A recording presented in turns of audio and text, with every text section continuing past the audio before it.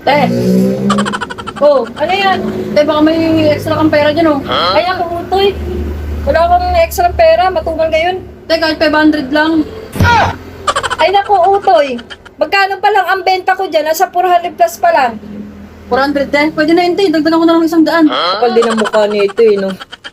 400 plus nga lang, kukunin mo pa yung benta ko.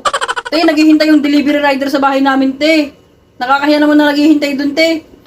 Makapal din ang mukha mo. Nahiya ka dun sa rider. Sa akin, hindi ka naiya mangutang. Sige naman na, te, oh. Ay, naku, te, wala akong mapapahiram sa'yo. Babalik ko rin naman, eh. Ay, hindi. Ang aga-aga, utang ka kagad. Intindi mo, ah. Hindi pa ninda utangin mo, cash. Kung makautang ka, kala mo pa yung patago ka. Tuloy mo naman ako, te. Ay, naku, utoy, tigilan mo ko. Saka, paano ka nakapasok? Eh, naka-open yung gate mo, te. Nagdire-diretso na ako. Nagmamadali